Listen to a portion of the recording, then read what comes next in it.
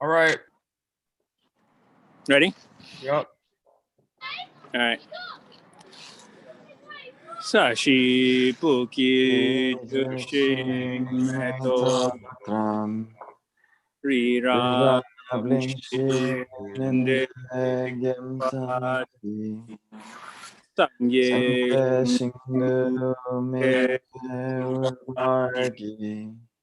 Drokung Namda Shupasho Idam Ratna Mandalam Niriyataya Sangye Chada Jangchu Baru Daki Yapsu Daki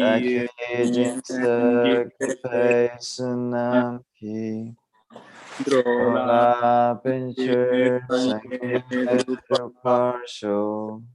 Sangye Chada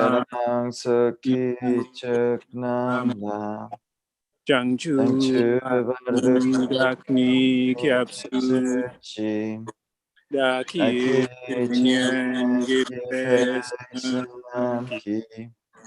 Drona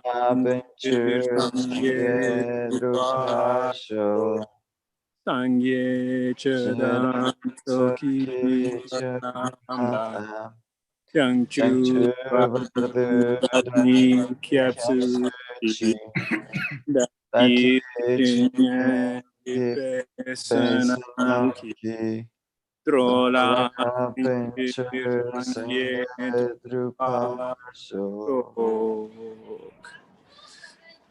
That was 3, right? Yeah, I think maybe 4. I don't know. At least 3. Okay, cool. Okay. Okay, Rivas, I'm gonna put you for translator. Okay. Okay, I thought I was there. No, Okay. you were. Yeah. Okay.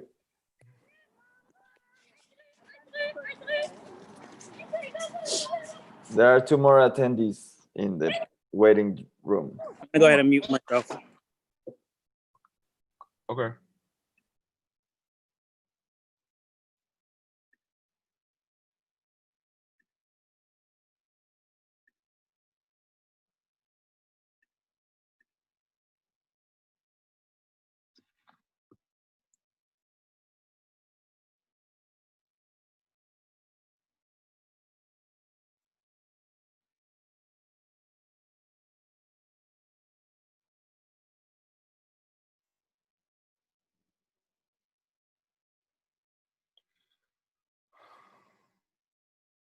Hi.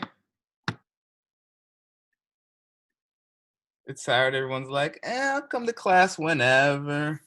it's payback for my it's payback for my Friday night abandonment of everybody. Welcome to class, course 14, class 9. Oh my God, this class is, I think the whole course, all of Sutra is in this class. So it's a long class too. We might go overtime, but we're gonna do everything. There's nothing I'd want to take out. If you do what they say in this course, you will see Tantra in this life. And then if you practice Tantra well, you'll get enlightened. So I don't know, maybe it's something you want to do. It's up to you. I mean, it's your life.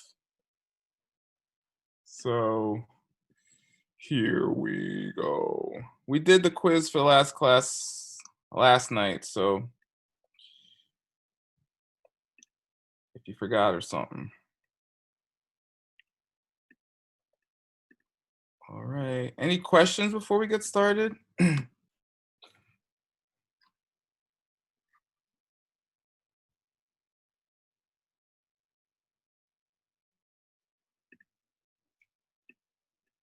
No. All right. Here we go. So say Tsuncha Korlo. Can you hear me? Who's that? Monica? Who asked if I could hear them? I heard somebody say something. Whoever that was, I could hear you. Yeah, I heard that too. Okay. Hannibal also heard you. It's very important. I'm gonna keep going. If you have something to ask, put in the chat or yell out again. Okay. So say Tsuncha Korlo. It's also Sunche Korlo. The A just means the wheel of. Anyway, so this is part 2 of the Wheel of Knives. We did part 1 on Wednesday, miércoles, Rivas, if you need some reminder. So if you remember, I think the last thing we left with, or was it in this class? Hold on, let me make sure. Because I'm studying everything every day I can. Yeah, I think in the last class, the last thing he said, he called the Wheel of Knives the Wheel of Karma, meaning this whole class is basically just all of ACI. It's karma, emptiness, bodhicitta. I keep saying that, but really it is. And it has some details that could help you very much. And it has some specifics that relate to, and maybe this will help you interweave everything such that you see how it fits together. So this is a quick review of our story. We had the young man who wanted to become a sailor and his mom didn't want to. He listened to her a few times and then didn't. Went on a sailing trip. All his friends died, and I think there was 500 of them, by the way. Landed on a shore, was treated to like incredible pleasures for like eons, but were the times he listened to his mom, and then ended up in a small hell realm, in like an iron castle, in which a man with a crown of knives spinning on his head like a wheel with razor blades on it cutting into him told him the same exact story of his life that he had just gone through, our protagonist. And then the crown of knives descended on our character's head, whose name was Loverboy, right? It's like Yajni Maitri. Anyway, he basically cried out to his mom and was like, "I'm sorry, Mom," and prayed that she would be well and that all beings would be well. He had bodhicitta right as the crown of knives is descending upon him. And due to that fact, he did still have experience the crown, but not for very long. I think he went on to a good rebirth after that. I forget, but basically the idea is it's all about bodhicitta and karma, and meaning your bad deeds come back to you just like a boomerang, literally in this case, just like a weapon with blades on it that you throw that spins back around at you. So that's what the Wheel of Knives refers to. In Tibetan, again, it's Suncha or Sunche Korlo. Korlo is the same Korlo in Korwa Kor, which is Sansara, the wheel of suffering life that just keeps going and going. Maybe they're related for some reason. I don't know. Question? Question? I asked for questions before. Okay. Okay, fine. What is it? If we act with bodhicitta all our life,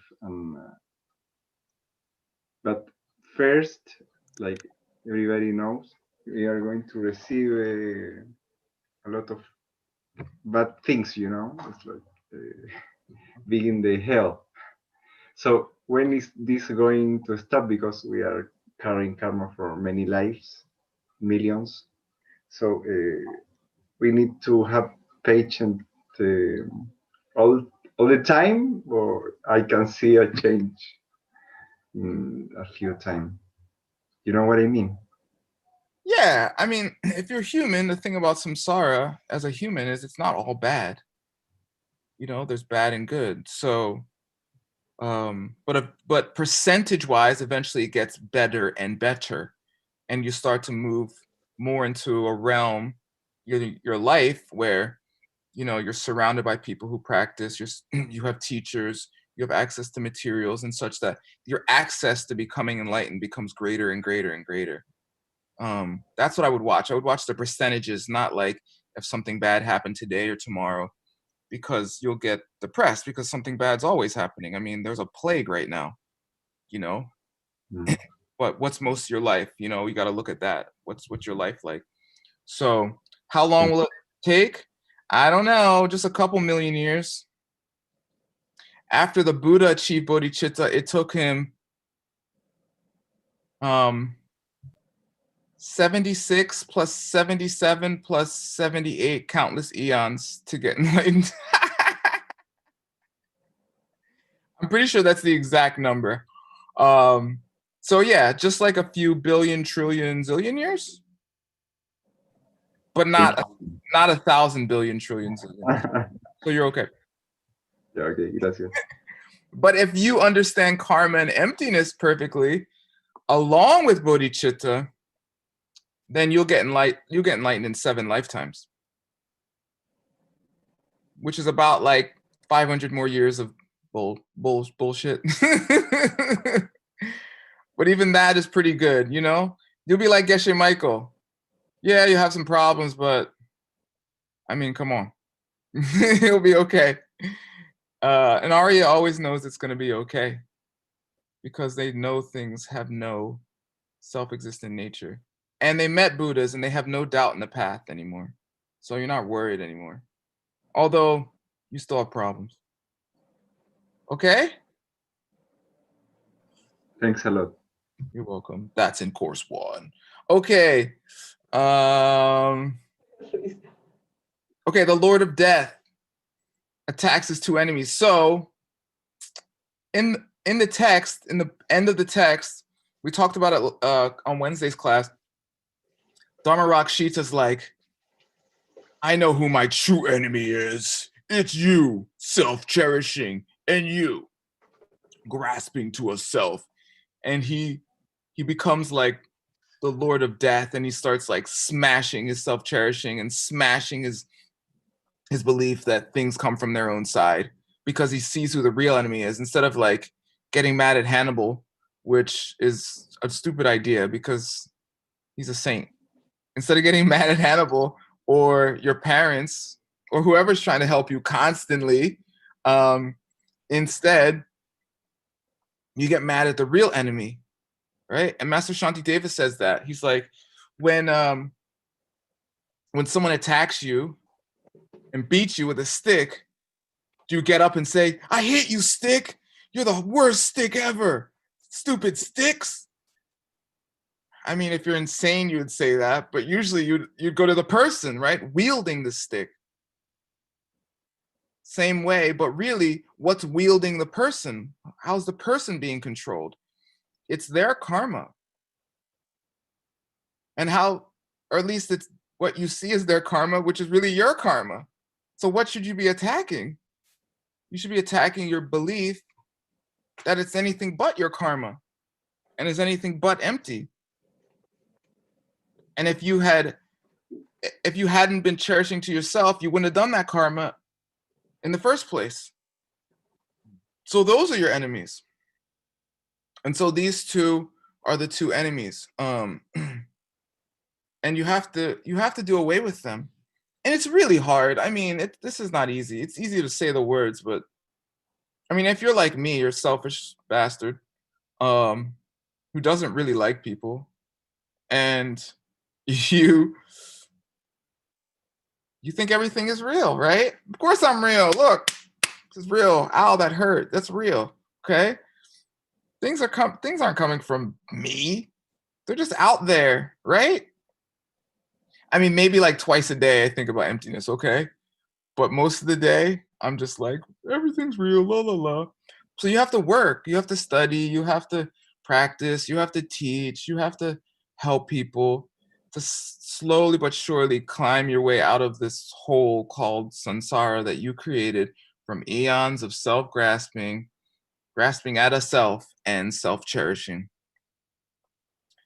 And you'll stop the wheel, right? Which wheel?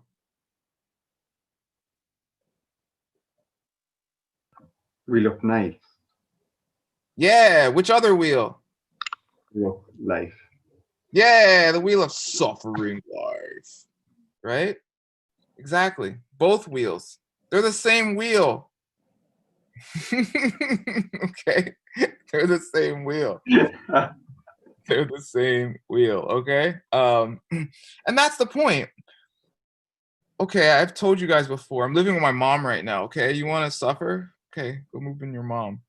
Um, not Anna and Karina. They're perfect. But like regular moms, okay? Regular people. Yeah. Really, it's easy to blame your mom, okay? It's really easy.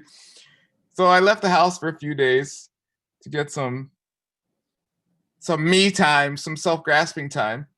And I was thinking I was like, "Oh yeah, she's empty. Damn it, I forgot." Oh, it was so funny. It was like yesterday. It was like out of her presence for like 8 hours and I was like, "Damn it. Okay, I remember again." So it's like that, 8 hours isn't that bad, right, Hannibal? Hannibal, Hannibal says yes. That's great. That's pretty good. I remembered eventually. It's probably because I keep teaching these classes. So at least one of you have to show up to every class, okay? Today we thought was only gonna be one, so it's like 8, which is good. Okay, so that's the point. If you can think about it all day, but it's not a coincidence that the hardest thing for people to do is the thing that is going to get them enlightened, because getting enlightened is the hardest thing to do. Do you understand? To think that things aren't just out there by themselves, to think that Donald Trump isn't a nitwit on his own. I mean, remember, is Donald Trump a nitwit? Yes. Is he a nitwit on his own? No. Why is he a nitwit? Because I'm a nitwit. Understand? Done. It doesn't mean things aren't out there. Never think that. It doesn't mean and it also means he isn't the greatest president of all time to someone else. Validly. They're not crazy. I mean, they might be, but that doesn't make them crazy. They're not stupid. I mean, they might be, but not just because they believe that.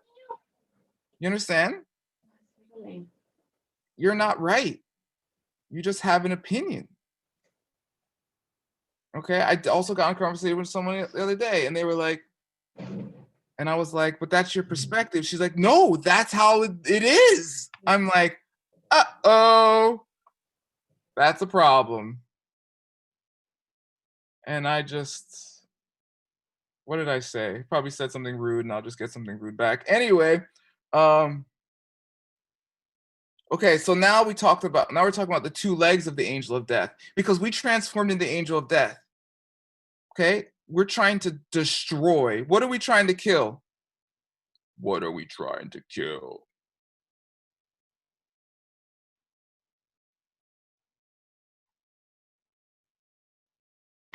Ignorance, no? Yes, ignorance and what? We have 2 enemies, ignorance and Alex just said self-cherishing. yes, Rivas. Good. Okay, good. You guys are a good team. Exactly. Okay, those are our 2 enemies. Now we're the angel of death, but we're not the usual one that's going around killing abuelos y tus primos y tus hijos y tus, how do you say countrymen? Patriones? I don't know. Paisanos in Italian. It's like paisonos or something, right? I forget in Spanish. But yeah. Yeah. So those are the usual enemies, right? Those are the usual things death is concerned with, right? But why do we see them dying? Because death isn't turned on the right thing. So now our body itself, this is describing the body of the angel of death that would destroy your enemies. And so the legs of that angel of death are the say denni. Denni. Yeah, den means truth. You know it in denshi. Or what is it? Probably Papa denshi. What's denshi? She. Come on. Okay, she is 4 in Tibetan. How about that?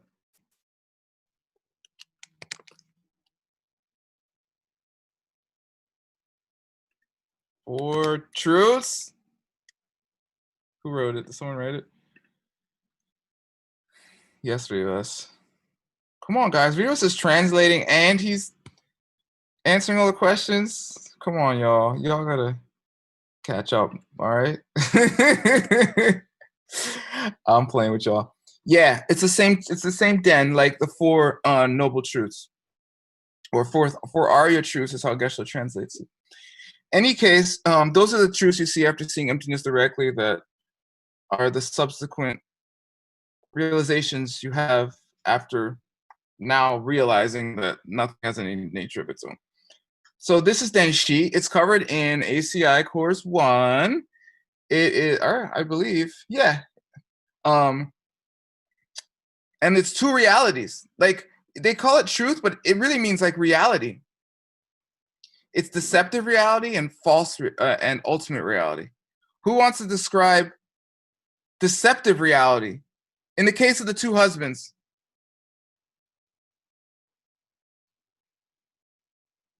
I taught you the 2 husbands. Okay, Leah, porfa, please. Yeah, is when I'm sure that husband exists from his own side. Yeah, and why would he be mad at you if he was deceptive? Because he's a jerk. Yeah, or?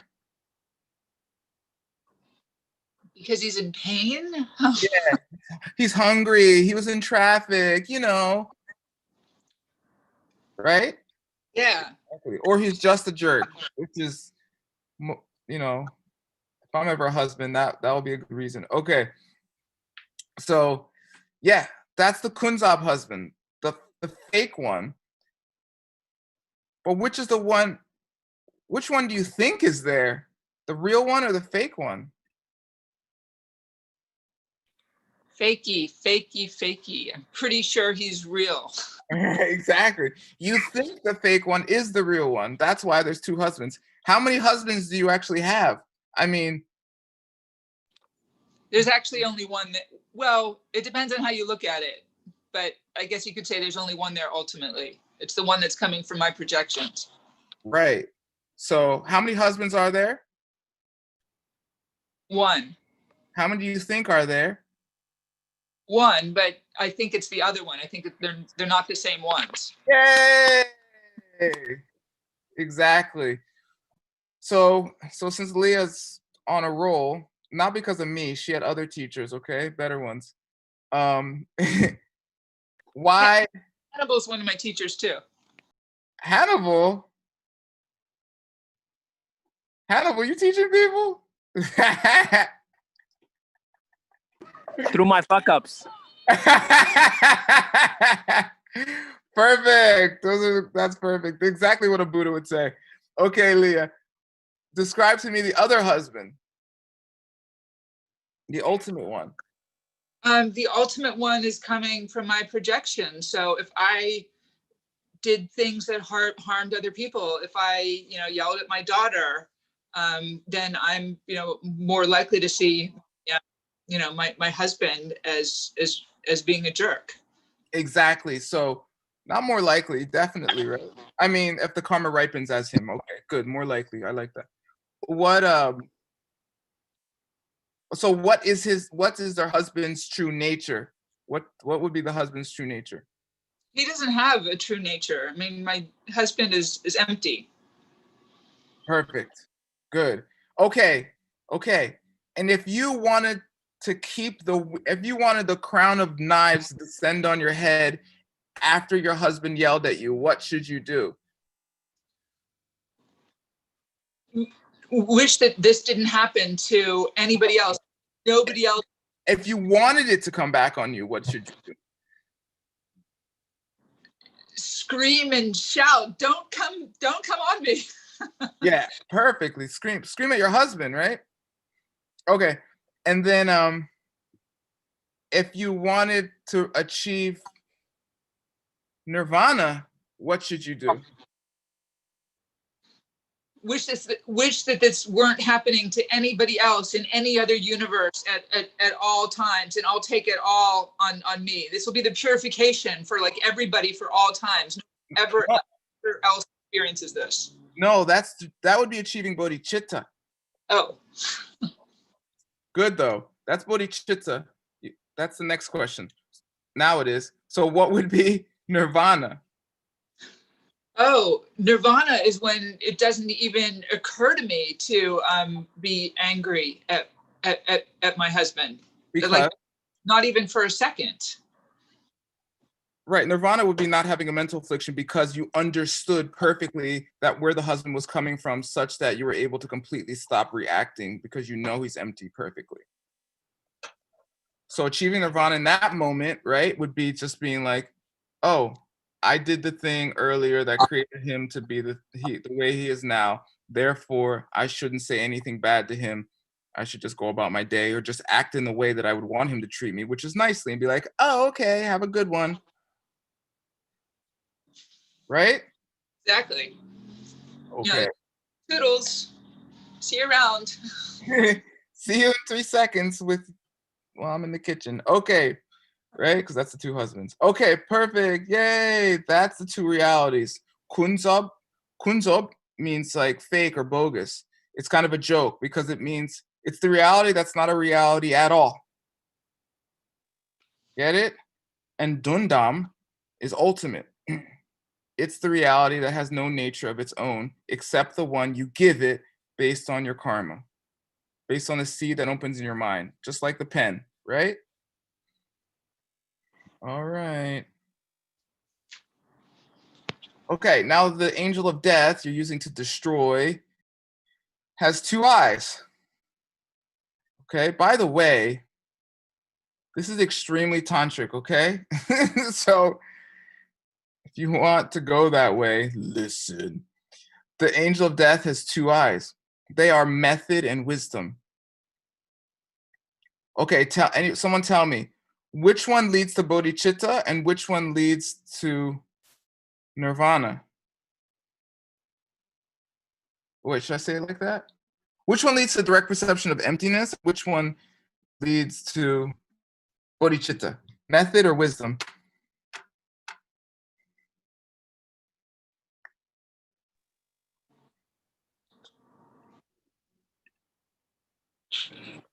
Yeah, I agree with what I think it was Alex. What Alex wrote. Yeah. Wisdom would be nirvana. Yes. Exactly. Perfectly. Oh, okay. $20. How would you break it down into the paramitas? Which ones are for which? Wait. I'll make it 50, but you have to get it perfectly right. $50. What's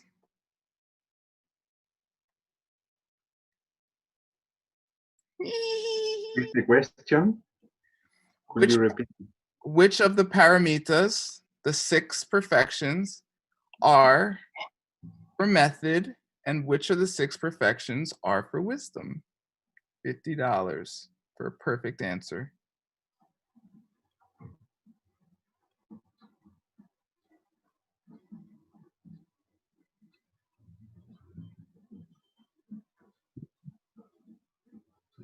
Rivas, no.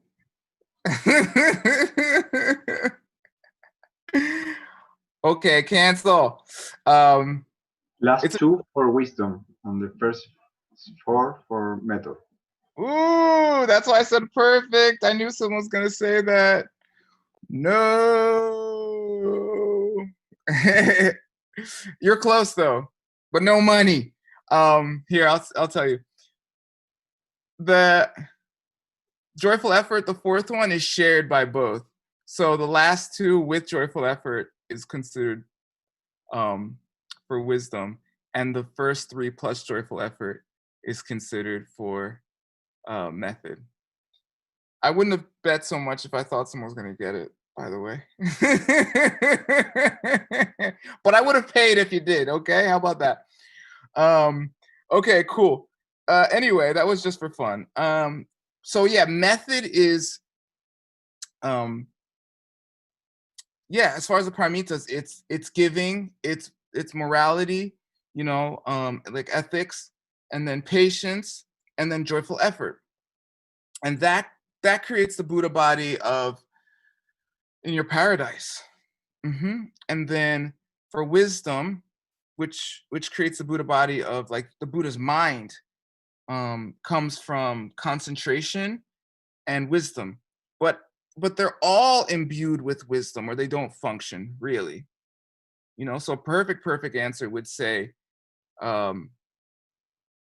you would have to understand the emptiness when you do all of them. What did Jason Kappa said about the morality of a monk who has perfect vows but does not imbue things with wisdom when he does them? Or her, well, a monk, he Because he'll do all the things, but he don't have in mind emptiness all the time. yeah, I know, but what does he call them? One word.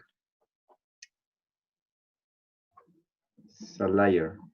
No, he's not a liar. He does his vows perfectly. One of them's not lying. Immoral. Immoral, yeah. Immoral.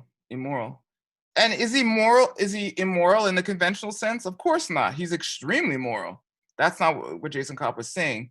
It's in Gompa Rubsel, which is a very difficult book, but as I recall, it's immoral in the sense that you will not get enlightened in that way. Because does samsara have good parts to it? Yes or no? Is there good in samsara? Define good. Yeah, I know. It's kind of a trick question. Do you ever feel good anytime in your whole life? Did you feel good? Yes. Okay, good. So is there goodness in samsara? Yes. Okay, perfect. So did that goodness come from good karma? Yes. Exactly. So you must have done good things to have a good thing happen, right? Correct. Okay. So therefore, it's not that samsara does not have good. It's that good disappears, right? Correct. Okay. Yeah. And that's the point. If you're doing things and you're very moral without thinking of emptiness, you will have many good things happen. You might even become a pleasure being, like a worldly god. But that's not the end all be all, because it will end, because it will change, because it doesn't get you all the way to the goal, which is stopping all suffering and stopping all mental afflictions. All right. And becoming omniscient, by the way. Sounds like a deal with me. I've been trying to be Mr. Know-It-All my whole life, so I won't just have to act like it at that point. All right, cool. Okay, that's method and wisdom. All right, the four fangs of the angel of death. Okay, now the angel's got, we described its legs. What were his legs made of?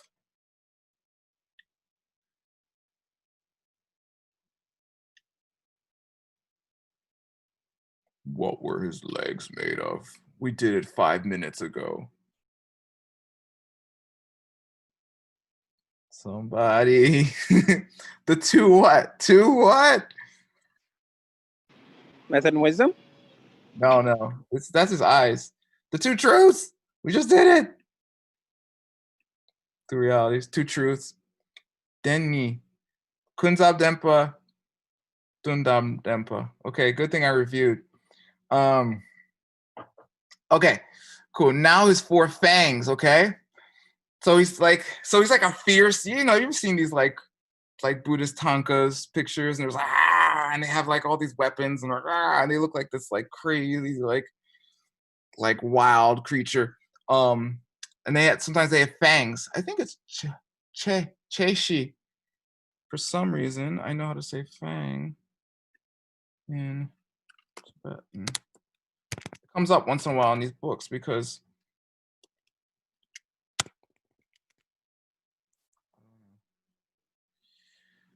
I don't know why, because it's a thing. Anyway, yeah, che. So the 4 fangs, and what are they? They're top shi. Top shi is the 4 forces. These are the 4 forces, or sometimes they call them the 4 powers, because top means like, it means force or power, just in like Spanish, right? Like poder, right? Like poderoso is like powerful, or poder means like the ability to do something. So it's like force, power, ability, something like that. Geshe translated as force because Wangpo, another word, is more accurately translated as power. So to translate Tibetan, you have to know all of Tibetan, okay? Good luck.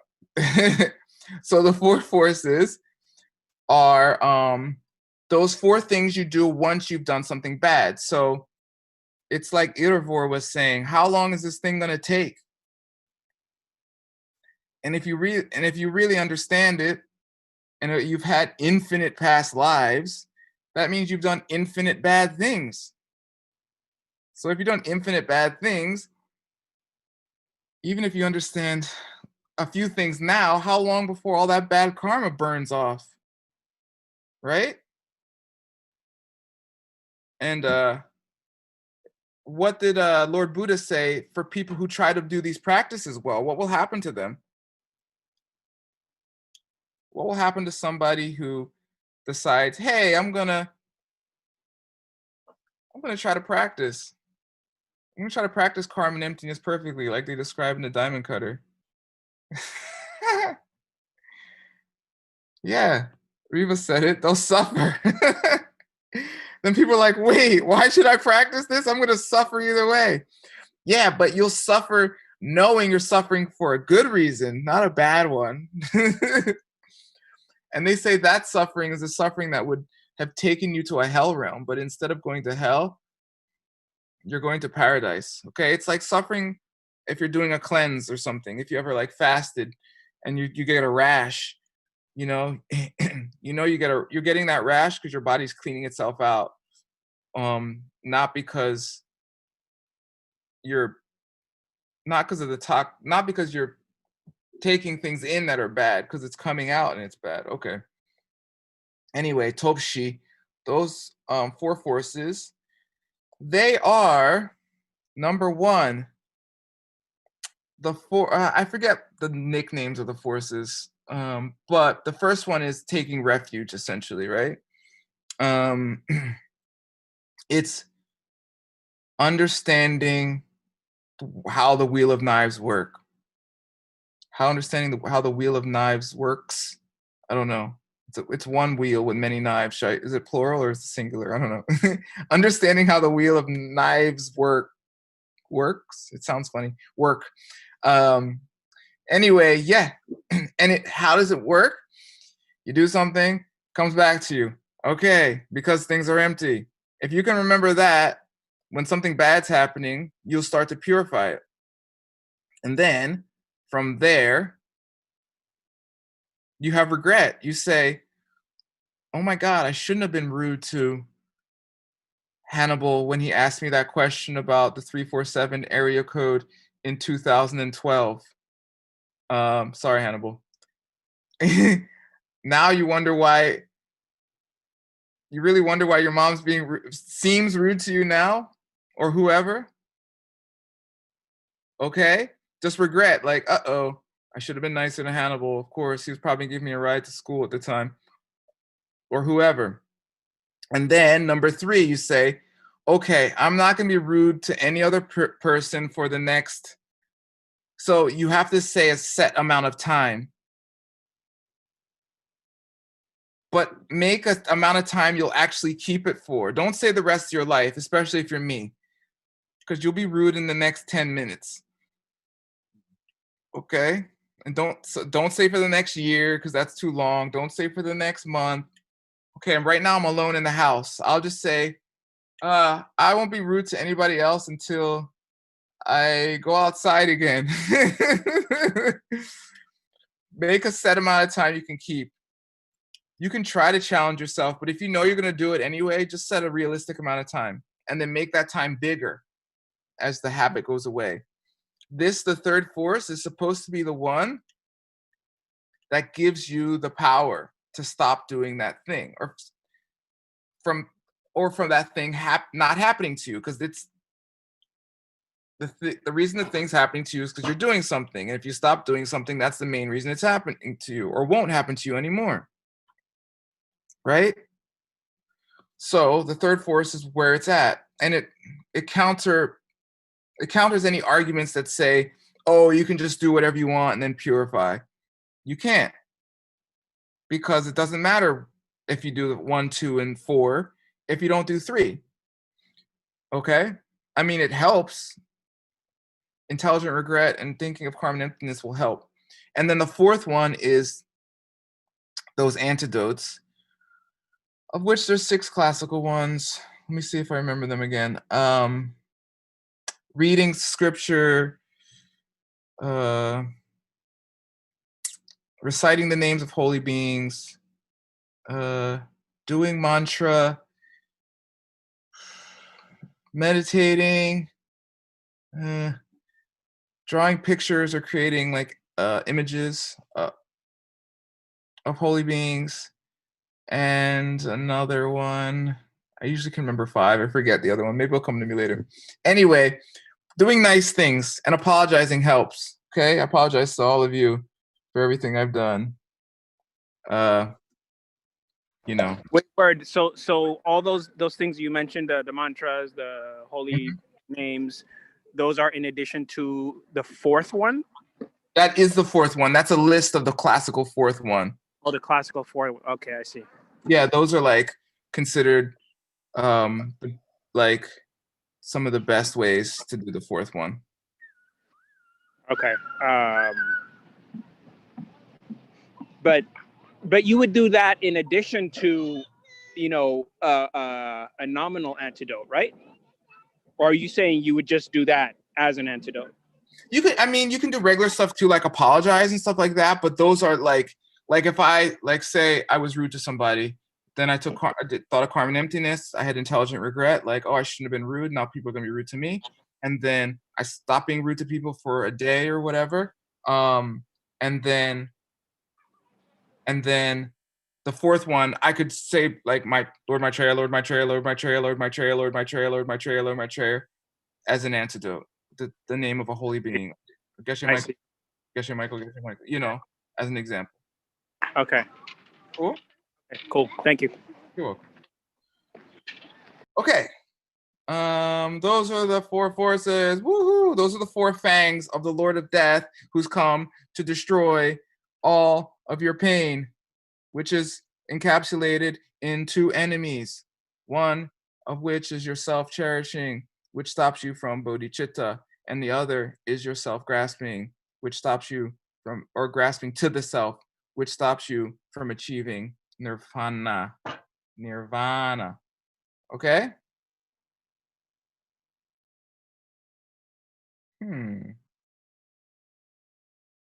Is the angel death just a metaphor?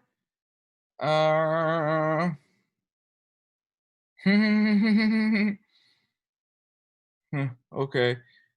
These tantric deities are not made of flesh and bone. They're made of your projections, which you can have if you get these spiritual realizations. Like everything else, tantric deities are created by your own karma, especially your own thoughts. Okay, you want to see tantric deities walking around New York? You want to see tantric deities on Zoom next time you teach a class? This is how. All right. Think of your, and that list we did last class of the correlations, you know, if you do the opposite of the thing that's harming you, you'll begin to see those things, like seeing your world as pure. If you see your world as dirty or regular,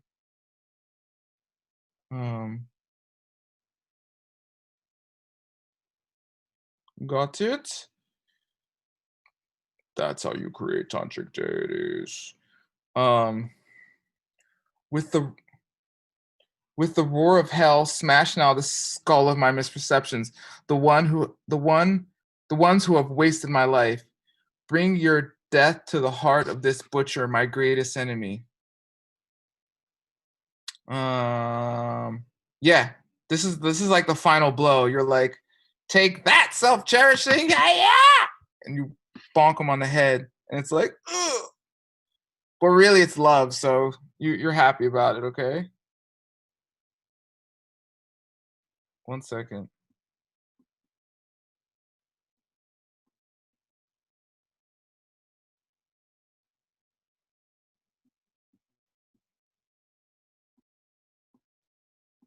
All right.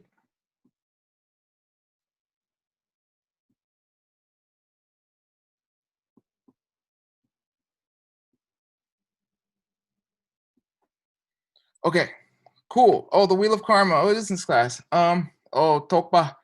This is an interesting word. Rivas, $10. What's interesting about this word, Tokpa? Come on, man. Come on, man.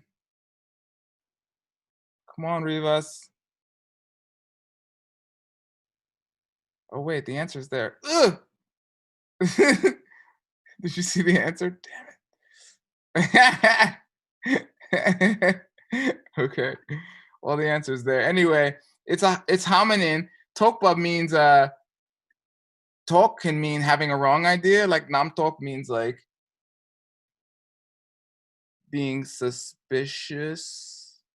No, having a superstition. Talk is to be suspicious, like having like a doubt or suspicion. But with an S, same pronunciation, talk means a realization. It means the exact opposite thing, okay? So in Tibetan, you have to ask someone to spell it. Like two and two in English, or hair and hair, or bear and bear. Okay, those are all homonyms. Homonymos? Homonymos? I don't know how you say it in Spanish. Okay.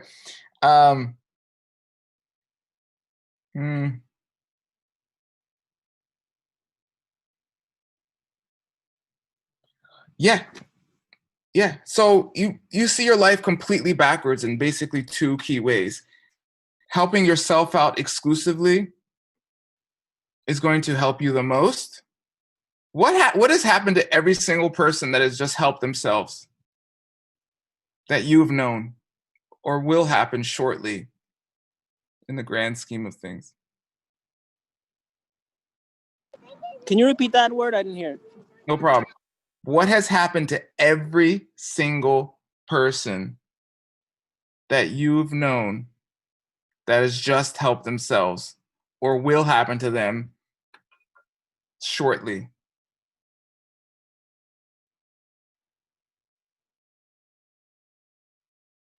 They'll die? Yeah. Yeah. So everything They're they've going done to have themselves. less things passing the time, less and less and less. Yeah, less everything. Yeah, everything, all the stuff that they accumulated, all the stuff that they worked so hard for, everything that they ever wanted and kept, all that stuff gone in 1 second, like that. Okay? So, I don't know. That doesn't seem like, I mean, at least you should be like trying to find a way to get immortal. I think they are. There's these like rich people now who are like trying to get immortal, like through like drugs and not, like genetic, or like cryogenics or whatever. Yeah. Exactly. Transferring their consciousness to a robot. Or whatever. I mean, good luck. Okay. I hope it works out for you. But I mean, it makes sense. I mean, if I had $200 billion and I realized, if I was smart enough to get $200 billion, I'd probably be smart enough to realize I was going to die soon, like sooner or later, especially if you're like 50. If you're in your 50s, you're like, pretty sure this is going to all end pretty soon. I mean, maybe 50 years at best, right? And so, yeah, they're trying to get you immortal. So, but if you understand karma and emptiness, you know, if you think of anything as self-existent, it's going to be flawed because nothing that is self-existent exists. So by thinking of things as self-existent, you are creating them as flawed because that is the most flawed way to think. You're creating a broken world by broken thinking because your thinking, saying and doing is what creates the world. And what you say and do is mostly based on how you think. So that's a wrong idea. That's a topa. It's a bunch of them. Quick question / comment here. Yep. So I was in class the other day, and Supriya was like, "Oh, I realized at some point that I can't think my way through, through this stuff, and which is true. You gotta plant seeds. You gotta work with other people, yada yada, or your projections." But essentially, at the end of the day, you are essentially thinking through things, right? Because even with any action you perform, it's all your intention. When I get angry at my child, why am I doing it? Am I, ignorantly getting angry? Am I doing it with wisdom? Am I doing it for her benefit or for my own selfish, reasons, whatever? So in a weird technicality, you are thinking your way to enlightenment, no? Yeah. Let's talk about it because it's important. It's very easy. So you have to think about it, just like you think about your taxes or, I mean, there's things that we do that we think about less because we don't have to think about it anymore. You don't have to think about going to the bathroom to poop because you've done it so many times. But when you were learning to, right, you had to think about it. It becomes part of it becomes embedded in your consciousness in such a way that you do not have to think about it consciously in a superficial manner because it's imprinted in your being through your muscle memory and in a deeper subconscious, unconscious way, right?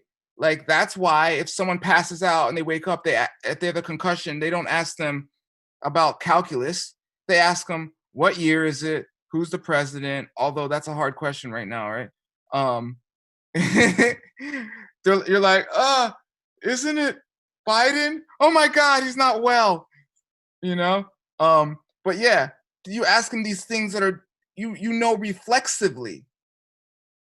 You don't have to think about what year it is, but it is a form of thinking to reach that understanding. But it's a reflexive one because it's basic knowledge. It's in the background. So you want karma and emptiness and bodhicitta to achieve that status in your mind stream such that you have realizations. It's like if you grew up in a family where there was alcoholism or some other sickness or issues, you go through levels where you'll finally realize. But where do those realizations come from? You start noticing things that are off. You start thinking about them. You start reading books about it. You start to understand yourself more in your actions. You meditate on yourself. You really go deep. You notice yourself. You reflect. You ask your friends about you. You ask your friends about your parents. You go to counselors, therapists, teachers. They also support you and give you ideas regarding this and reflection. But that's the Buddhist method. Tu, Sam, and Gum. You listen to teachings, you contemplate them, you meditate on them. You debate them, and you go like that. It just keeps going. It's the same process. But just thinking about something doesn't mean you're doing it. Like, watch, I'm lifting my arm. I'm lifting my arm. My arm is moving. No, look, I don't have to think to myself to move my arm. It's for my arm to move, right? And thinking of myself for my arm to move doesn't command my arm to move. But if I'm learning some complicated dance move or martial arts movement, I have to think about it somewhat to help me achieve it if it's beyond my current motor function. And perhaps if I'm relearning to walk after some kind of, accident or incident, then in that case, I would have to help myself do those things by thinking like, okay, left foot first, then right, until the point where I don't think about it anymore. You don't think left, right, left, when you move, right? And like if you're a really good dancer or martial artist or, athlete, you want it to be natural, but that comes from an immense amount of practice, thousands of hours in which you did think about it. You did watch videos, you did read books and etc. So you don't think about it out of it in the sense of just thinking. You think about it such that you gain realizations about it and it becomes part of your habits, such that eventually you have realizations that are so deep that you can never go back to think of it the other way. Makes sense. Thank you. Yay, makes sense. I made sense. Okay. Leki Korlo means wheel of karma. So I thought this was not in this class, but it is anyway. Yeah. Leki Korlo, Sunchal Korlo, Sipe Korlo. Sipe means life or beingness, right? They all mean the same thing. The reason we experience our world and the things that come to us, whether they're good or bad, are dependent on the things that we've done to other people, which creates karma. If you want to see good things, do good. If you want to see bad things, do bad. If you want to stop the cycle of any bad thing happening to you at all, there's two things to realize. One, everyone's in pain just like you, and you should help them out as best you can. Two, the best way to help them is to become totally enlightened, to show them how, because everything else is going to be a form of suffering anyway. Done. Done. So this is an aside, or maybe it's the main point, that Buddhas don't gather. When you're a Buddha, it still functions the same way. They just don't call it karma, because karma basically has a connotation of something that is dirty or impure. So they call it the collections, right? Where's a place that you've heard about these collections in Tibetan?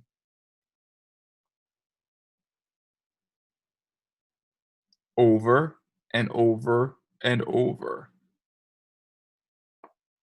At least once for every class you've been in.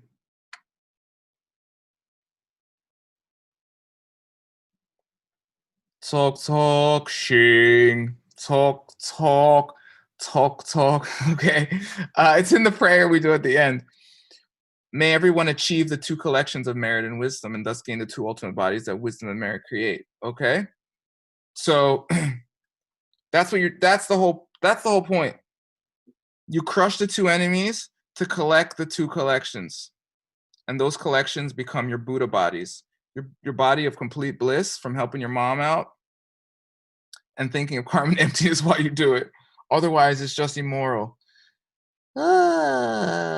Okay. Dorakshi says, until we reach enlightenment, in the meantime, may we love and cherish each other as one. Okay, this is basically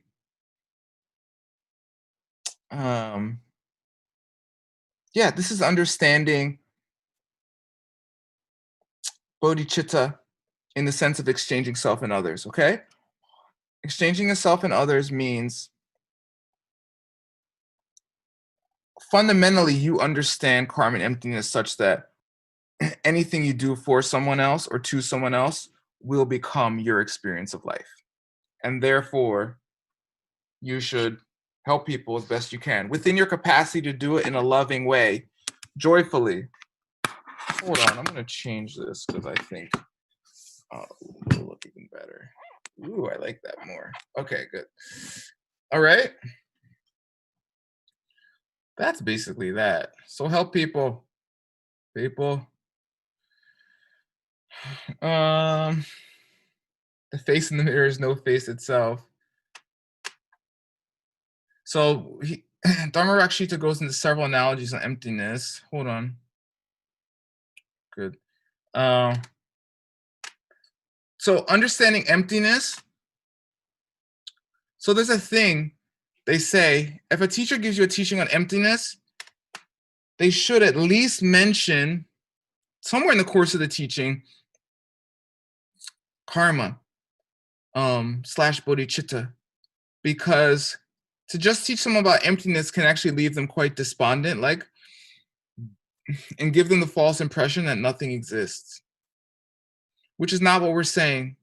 We are saying that things don't exist the way you think they do.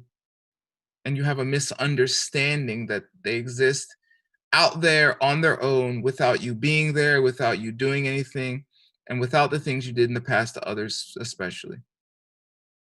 And so in that sense, your world is like a mirror, because everything you see has a quality that is coming from your actions in the past. And in that way, it's an illusion, because even though it looks like something, like in your reflection in the mirror, like if you show your dog the mirror, their reflection, they might just start barking, right? They think there's another dog there. They're like, look, a dog, I gotta get him. Or even babies, right? You put a mirror up to a baby there, they may not quite get that it's them.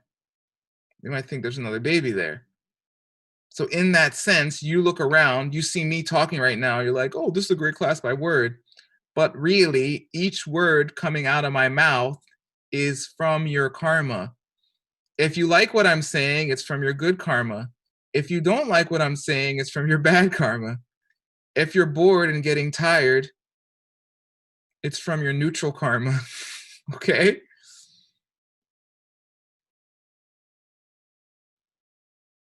If you're trying to listen intensely, but there's 1,000 kids around you running around making noise, it's from a mix of your good and bad karma. Exactly. Actually, every instant you can hear me, if you like it, is from your good karma. And every instant you can't, because you're distracted, is from your bad karma, right? Okay. Amen. Yeah, exactly. Perfect. So there's some classical analogies for good and bad, for this kind of illusion in the texts. One is the mirror, which people know quite well. People use it to this day, right? Like, life is like a mirror, man. It's just like a mirror. Like, it's whatever you see it's just you, man, your whole world, right? One that isn't as popular these days is like, they say like if you had I don't even know, these like Burning Man people who have put fire on the end of chains and they swing them around, they call it poi, right? And when they do it really fast, it looks so cool, right? They're like, but it looks like circles. And so if you didn't know, you'd say, oh, look, there's a circle of fire. But really, it just looks like a circle of fire, because that's how your mind registers fire moving at that speed. Right? Okay. And that's the same thing here. Your mind registers things around you as self-existently real when they only have a nature based on what you give them, created by the things you've done in the past to others. Boom. Okay. And then fog bank's another example. Like, there used to be a lot of fog in my town in the mornings on the way to school, and I used to think it was really amazing. And I used to always be amazed, like how when you were in the fog, it didn't look the same as when you were outside of it. When you're outside of it, it looked like this big thing, but then you're in it, you couldn't even tell that you were in it in the same way. I guess really dense fog you can, right? Anyway, I always thought fog was cool when I was a kid. So the same thing here. Fog banks seem to be solid, but they really are.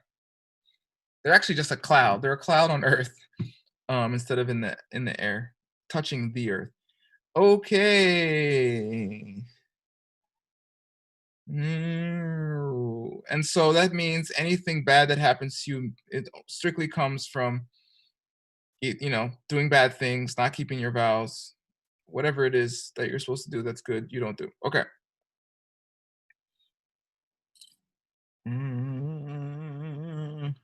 Okay, now this one is a little more difficult, but you all are smart, so you're going to get it.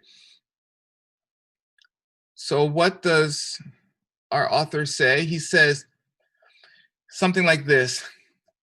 A pitcher, a water pitcher is not filled by the first drop of water. It's not filled by the drops thereafter. And it's also not filled by the last drop of water. Okay?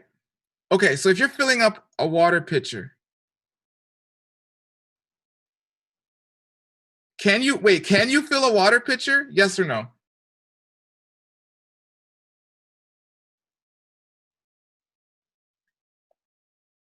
Yes. Okay. If you fill up the water pitcher, do you fill it with water? Yes. Okay. If water can be divided into drops, can't it? Correct. Yes. So you have to start with at least one drop, right? Yes. And then you have to add a bunch of drops after that, right? One would think, yes. Yeah, I'm setting you up. And then there has to be a last drop in which it finishes, right? Finishes filling. You would think so, yes. You would think so until you start hanging out with our inner guardian. And our guardian says, no.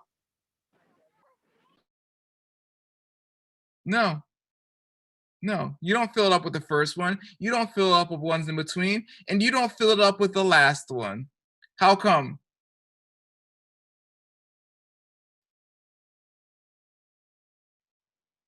Here, are things coming from their parts, not from their parts, both not from their parts and from their parts, or neither from their parts and not from their parts?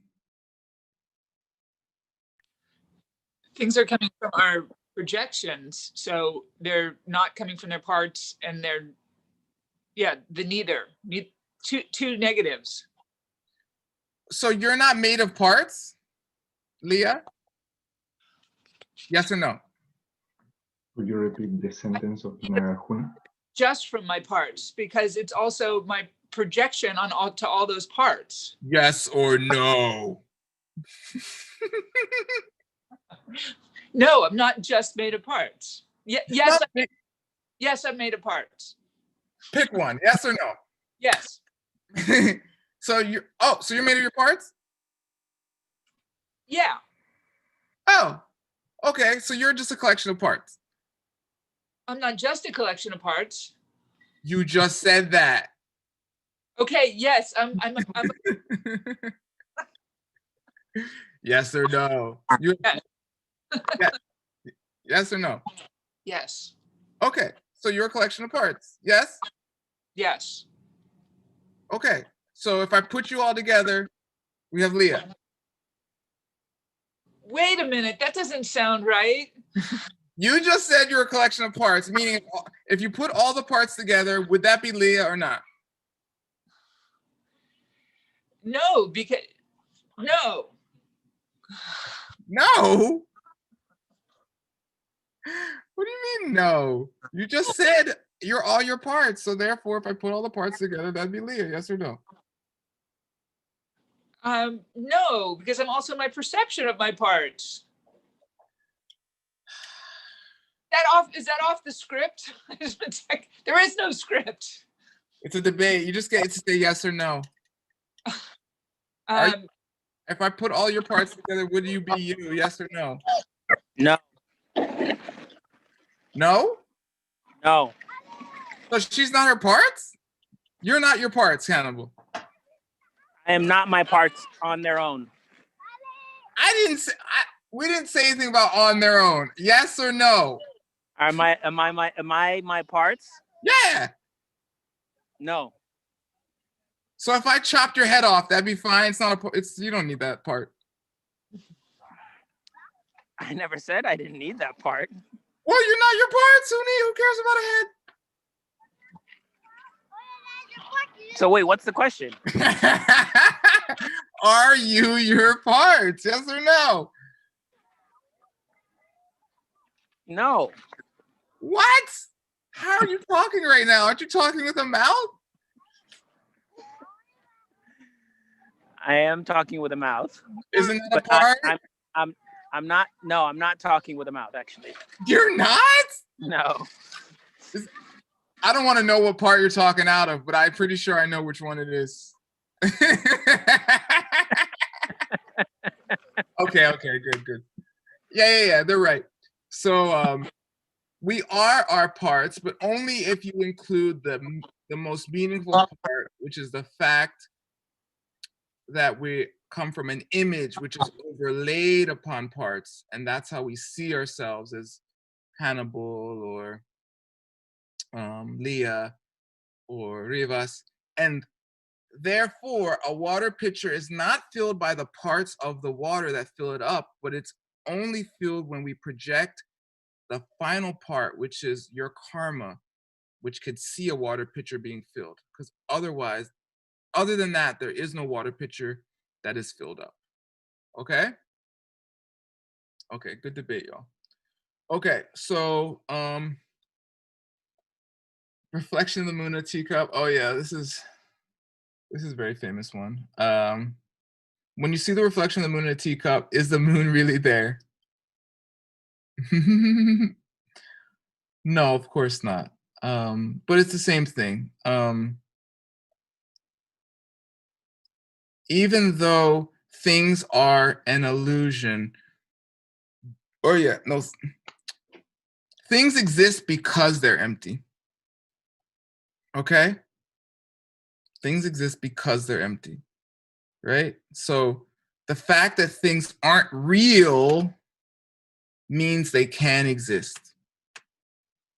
Otherwise, things couldn't change.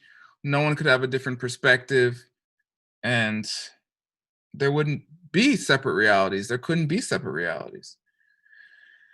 Okay. Oh yeah, this is like perfect lojong. There is nothing you should practice means there's nothing you should practice that comes from its own side. It's all a creation of your karma. Strip everything of your projections means to try to understand that your world and everything you like and don't like in your world is the play of your karmic projections.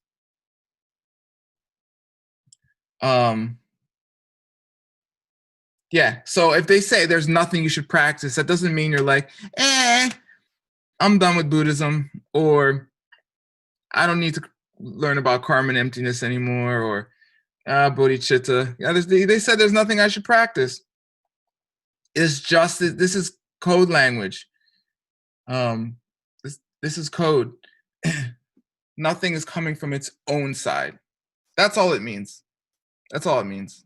There's nothing self-existently that you should practice. All right. Leave your mind as it came from the beginning that never was. This is talking about Buddha nature, which means the innate emptiness of your mind. Live in a place called as it is. which is the real nature of things. Because everything is illusion, you must keep your vows. Because everything is illusion in the sense of coming from you. You have to, in that way, do good things. Yay! Homework. Not that, that's the quiz. Okay. Did we just chat? Things happened in the chat. What was that? Oh, could you repeat the verses of Arya Nagarjuna? Oh yeah. 1. Wait, it's just a 4 permutation. Things are not their parts. Are their parts. Are both their parts and not their parts. Are neither their parts and not their parts. Okay, the correct answer is none of the above. All right. So here's question 1. Halfway through the Lojong, or text on developing the good heart entitled Wheel of Knives, the author, Dharma Rakshita, says, he has finally realized just who the enemy is. Who is this great enemy? He is both the tendency of self-cherishing and its immediate cause, the habit of grasping to oneself as being self-existent, or having some nature of your own, independent of your projections forced upon you by your past karma. Okay, so that's just looking out for yourself without thinking of others. And meaning you can look out for yourself in the sense of, okay, I have to take care of these things so that I can get enlightened for others. There's nothing wrong with that. You should do that. I have to take a holy nap because my holy body is wholly tired from all the holy stuff I've been doing. Perfect. Do it. Take a nap. Just like I took off last night.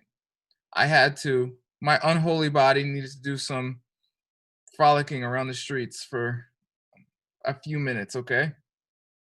I didn't do much, by the way. So if that makes you feel any better. Okay, number 2. Upon discovering his true enemy, Master Dhammarakshita calls on a bloodthirsty monster to destroy this enemy. Okay, he stands like a god on widespread legs. Okay, so those 2 legs, so it acts to explain each parts of the body, right? The jaws, the fangs, the eyes, the legs. The legs are the 2 truths, bogus reality and ultimate reality. The eyes are method and wisdom, the ways to get out of bogus reality and fake reality, or the ways to get out of, I shouldn't say that. The ways to achieve Buddhahood. And then the fangs are Topshi, the 4 powers, the way of purifying bad deeds. Okay, good. How many questions? Oh my God, this one's long.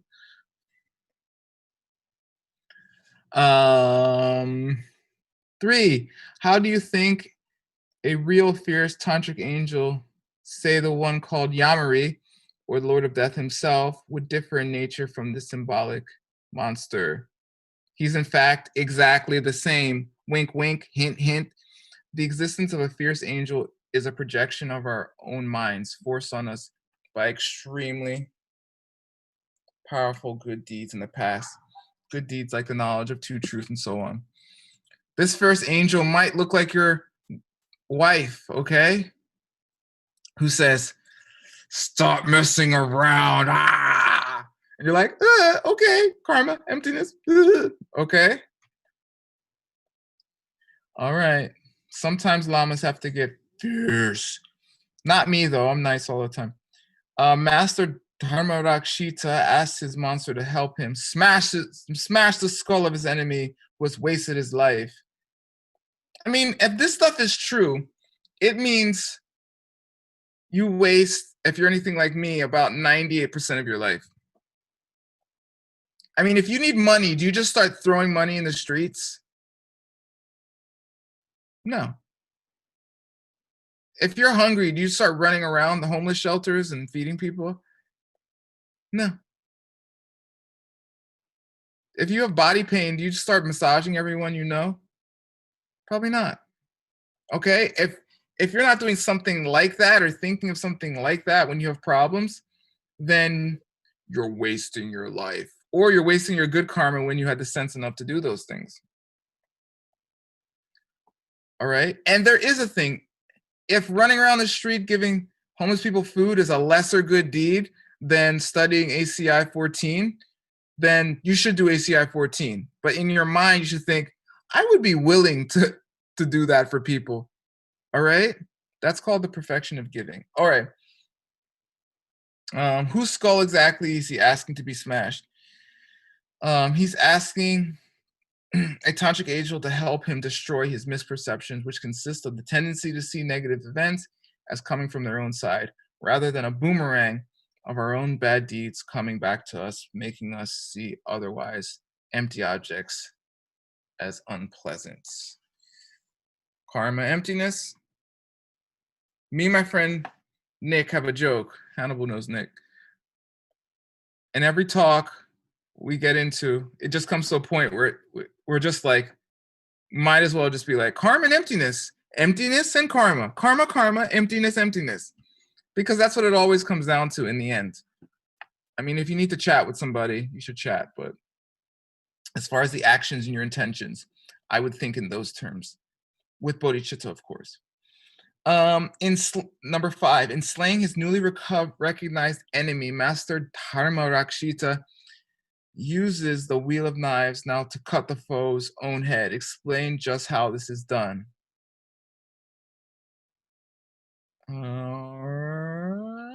Leah, how would you, in the Two Husbands, how would you turn the wheel of knives on your enemy?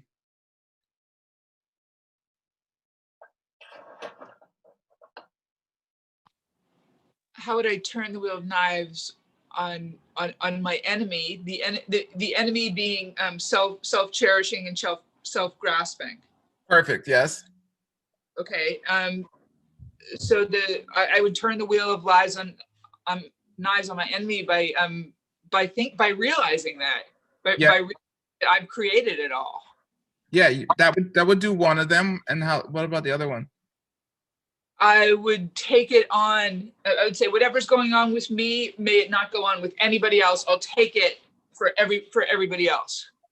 Yay! Will you take mine? It's getting really boring dealing with it. Okay, Leah, thanks. I'll send you an email of all my suffering. Okay, number 6. Towards no, but what's the irony of it? Can you take everyone's suffering? Not really, but I can pretend that I can. I can think like that. I can imagine that in fact might be so. Like in this moment that I'm taking everybody's suffering in New York. Just for this moment, there's no suffering in New York or in Guadalajara or in Montreal. You can take. I would say you could. You can take your perception of them suffering, but you can't take their perception of themselves suffering. So you're both right. Got it? High five, Hannibal. Yay, high five. Okay.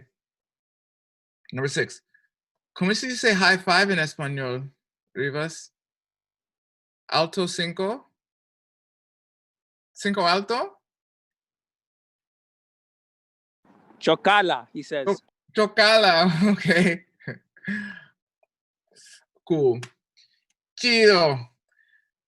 Towards the end of the Lojong, Master Dharma Rakshita says he would be willing to stay in the 3 lower realms if it would be of any help to every single other being, even a single other being.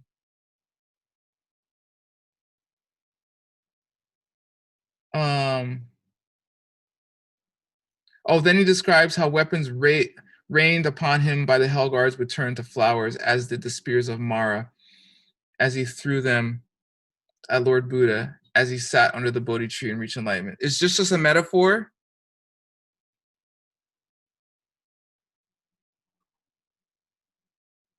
No, it's not just a metaphor.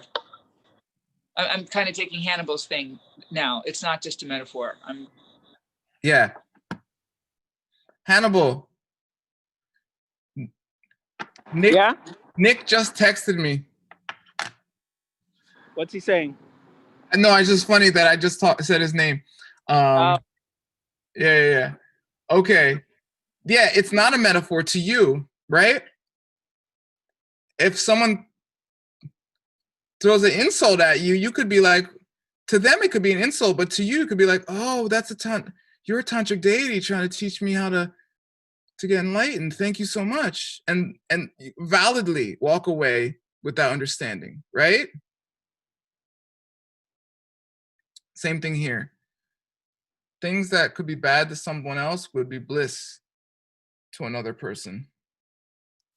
And so high-level bodhisattvas can't go to lower realms because lower realms can't exist for high bodhisattvas. But they can try. Okay, 7. The text says that life is an illusion, that is unreal. Life like a mirror, that it is a mirage.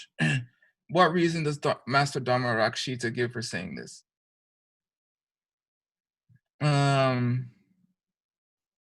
Because things appear as not coming from themselves, but they do. That's it. Dependent origination, which is the other side of emptiness. Things come from karma, period. So they're an illusion, not meaning that they don't exist. They're just an illusion, meaning they don't exist in the way they seem to exist. All right. 8. Master Dharmakshita says of the enemy himself, he is not there at all. He seems to be real, so very real, but nothing is real at all. Does this mean that our tendency to see things as self-existent doesn't exist at all? No, it means, of course, that the enemy doesn't exist from his own side. This too is something empty, something that exists only through a projection of your own forced upon us by karma and can be removed through when our projection shifts. So the fact that our enemy, the enemy of self-cherishing and self-grasping to a self exists is also karma. Right? I mean, everything is. So there you go. 9. The text says that neither the first drop nor the last drop nor any of the drops in between fills a pitcher. How does this relate to dependent origination? All right, Leah, explain it. Well, I mean, one really simple example would be that my perception of the pitcher, the pitcher filling might be, it's like the glass half empty or the glass half full. Like, am I going to perceive it as full or not? At what point? At what fraction of what point might I consider that happening? You can't really sort of grab onto that moment. I mean, almost like people say, sort of the moment of death. Is there actually a moment? Or, you know, like the top of this pen, is there actually a top to it? It's like you can't actually, like, you know, pin, there's no place to pinpoint. You can't grab onto it. Right. So therefore, how does it get filled actually? It gets filled when I perceive that it's, you know, enough. Like, when is enough enough? Like, when it's full. And how and why would you perceive something as full? Because I have filled up pitchers for other people. I have given. Right. Exactly. Your projection of it being full. That's it. By the way, that's always the answer. Okay. So the answer is always seeds because it's empty. Therefore, help people. That's it. That's the whole Dharma. Okay. 10. The text says that our whole lives we're constantly mistaking a reflection of the moon in our teacup for the real moon itself. This is supposed to prove that we should do the deeds we should and not to do bad things that we shouldn't. What's the connection Okay, the fact that certain circumstances have come together like a little smooth patch of water in our teacup and the shining moon, and that this has created the appearance of the moon in the cup is applicable to all other objects which are created by the coming together of our own projections and the raw data on which they appear. And the raw data came together based on our own projections from our karma. And the raw data which produced the raw data became from our own projections, which came from our karma. And the raw data which produced that raw data, which produced the raw data, which produced the thing, also came from our projections from our karma. Okay, at all, right? Just keep going.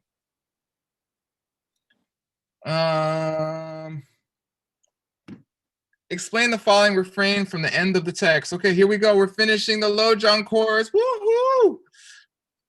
Yay! How many are left? 4 students left. Oh my God. 45 to 4. Okay, good. Explain the following refrain from the end of the text. And so I beg you, be careful. Do those things that you should and give up those things you shouldn't, if only in a movie. Nothing comes from its own side, and everything is a result of our own projections, playing by like a movie. But this not only doesn't mean that we can do anything we want,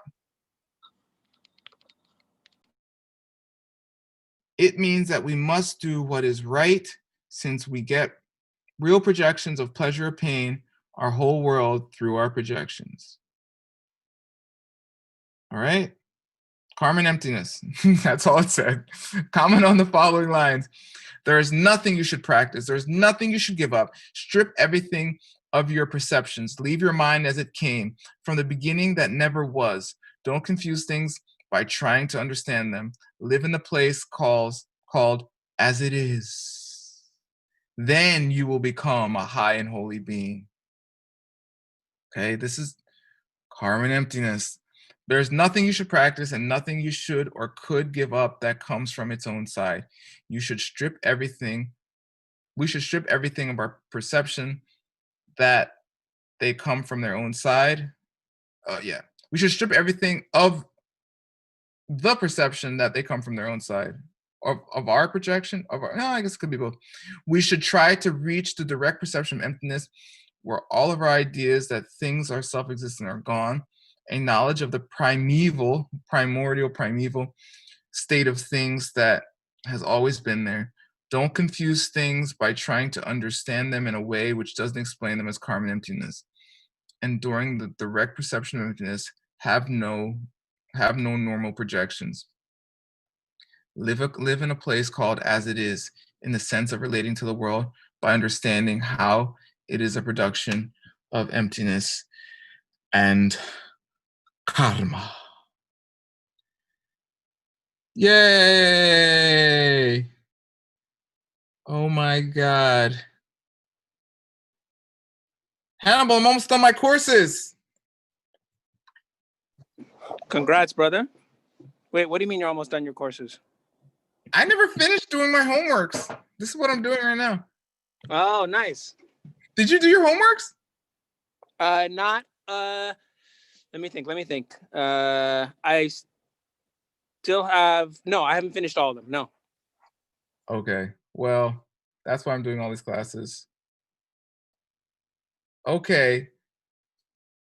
Rivas wanted some Tibetan, okay? So I'm giving Rivas some Tibetan right now. We'll just do the Tibetan from this class. Rang means self. You see it all the time. Not if you put an S on the end, it means happy, not with an S. Che means to cherish, and zin means to hold. So, and there's no N in the word. This is from this owl before the third column. Sa. So rang chenzin, to cherish yourself. Dak zin. Dak means I or me, and zin means to hold, literally grasp with self. Easy. Den means true, or truth, or reality, and ni means two. Okay. So the two truths. Top means method, like like metido, And then she means wisdom. Usually it's yeshe, but I think as a contraction, you just say top and she. Actually, to pronounce this right, you don't even really say she, you say she, yeshi. It's like a kind of more close to a e than a e, but that's a kind of an exception.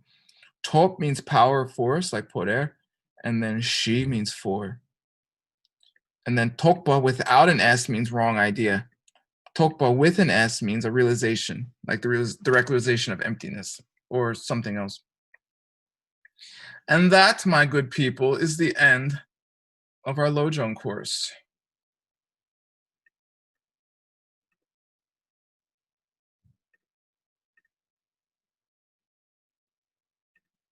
All right, are there any questions? Sorry for the people that I weren't as panelists. I didn't notice just till now.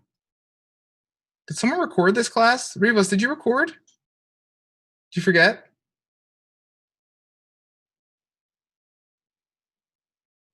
You're supposed to. Someone was supposed to.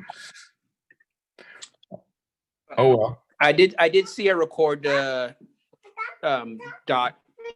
You know, the red dot that says record. I did see it. I don't know who was recording, but I think it was being recorded. Anyway, it's on YouTube.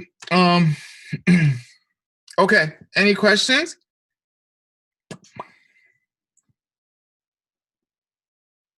No. Okay, no questions. That's fine with me. I have one question. Oh. Repetition. What is it? The sentence before the sentence of Nagarjuna. So Nagarjuna say, the pitcher can be filled for the first drop, the next, and the last one. Okay, and the la estrofa is the things. And what is the next? Like the things are coming from their parts. That's a true, or that's a real. Nothing. I put it in the chat. None of those things come from their own side. Yeah, but what are that for sentence? That's the options of where things can come from. Do they? So, and none of that are real. None of it is real, unless when you say the parts, you mean you come from the last part, which is your projection of them.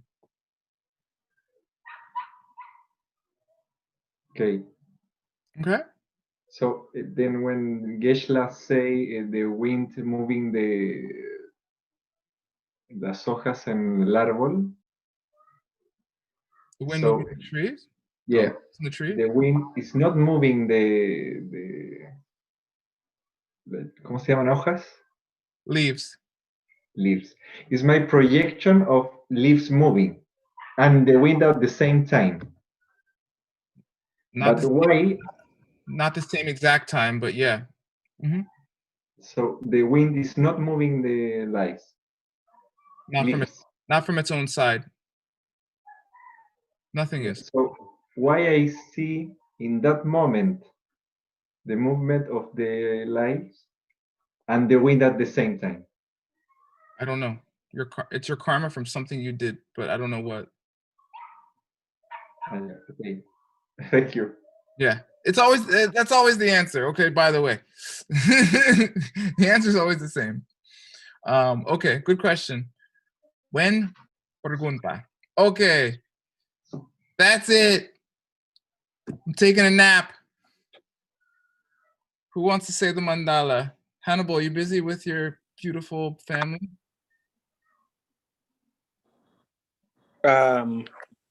We just entered. I can say it unless somebody else wants to volunteer. Hi, Zion. Hi, Zion. Say hi. Hi. Okay. Leah, you say it. Leah, you do it. Sashi Puki Me Tram. Vira